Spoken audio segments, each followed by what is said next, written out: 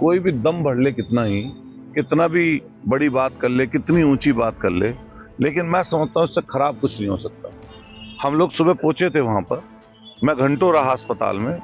तो जब मैंने वो आईसीयू में उनकी हालत देखी उस समय, तो आप देख नहीं सकते थे और किस तरीके से दहाड़े मार मार कर परिवार रो रहा था। उत्तर प्रदेश सरकार जो बार बार दावा करती है कि प्रदेश में महिलाएं अब सुरक्षित हैं, क्योंकि सुरक्षा उनकी हमारी प्राथमिकता है, जिसके लिए मिशन शक्ति 5.0 जैसी योजनाएं चलाई जा रही हैं। लेकिन मेरठ में हाल ही में हुई एक भयावह घटना ने सरकार के दावों की हवा निकाल दी है, जहां दबंगों ने सरेआम एक युवती को उठाकर ले जाने की जघन्य घटना को अंजाम दिया और जब उसकी मां ने इसका विरोध किया तो उस पर जानलेवा हमला कर दिया, जिससे उसकी इलाज के दौरान मौत हो गई।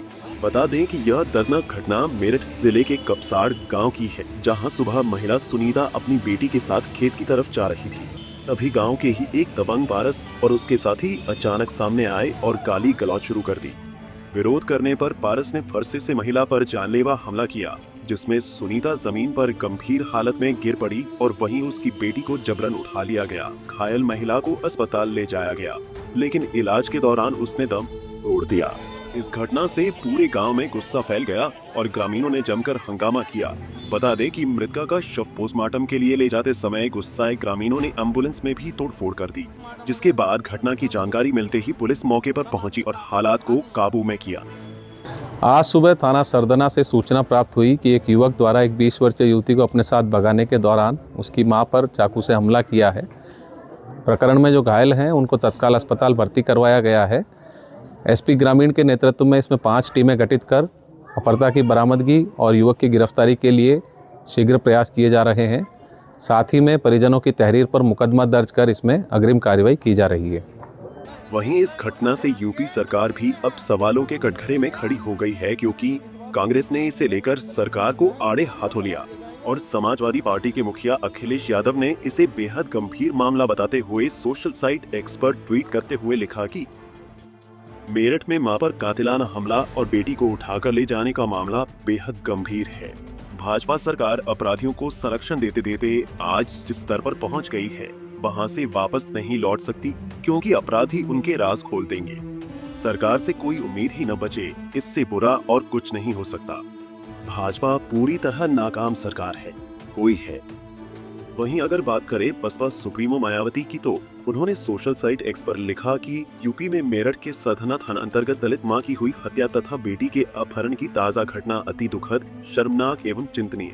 महिलाओं की इज्जत आबरू से खिलवाड़ और फिर हत्या आदि की घटनाओं को सरकार पूरी गंभीरता से लेकर दोषियों के खिलाफ तत्काल सख्त कार्रवाई करे, ताकि आपराधिक तत्वों को ऐसे घृणित कार्यों से आगे रोका जा सके।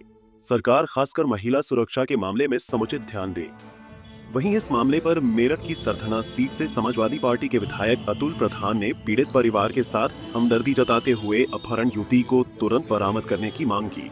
साथ ही साथ सपा विधायक अतुल प्रधान ने पीड़ित परिवार को 50 लाख रुपए का मुआवजा देने और एक सरकारी नौकरी देने की भी सरकार से मांग की है।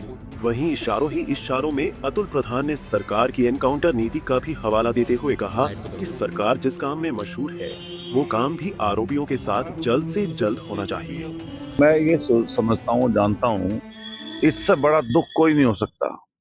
सोचिए किस तरह की व्यवस्था रही होगी, किस तरह की सोच रही होगी उनकी गुंडे तत्वों की और ऐसे लोगों की, कि एक माँ अपनी बच्ची के साथ खेत जा रही है और खेत जाते वक्त बच्ची को तो उठा ले जाएं गुंडे और महिला का कत्ल कर दें। जब मेरठ की तरफ आई, रेफर हुई, तो उनके सांस चल रही थी, लेकिन ये संभवतः पहले से चीजें पता लग गई थी कि बचेंगी नहीं। और सोचो इससे ज्यादा विभत्स क्या हो सकता है। कोई भी दम भर ले कितना ही, कितना भी बड़ी बात कर ले, कितनी ऊंची बात कर ले, लेकिन मैं समझता हूँ इससे खराब कुछ नहीं हो सकता। हम लोग सुबह पहुंचे थे वहां पर, मैं घंटों रहा अस्पताल में। तो जब मैंने वो आईसीयू में उनकी हालत देखी उस समय, तो आप देख नहीं सकते थे और किस तरीके से दहाड़े मार मार कर परिवार रो रहा था। ये मतलब ऐसी चीज है कि इसका बयान नहीं कर सकते।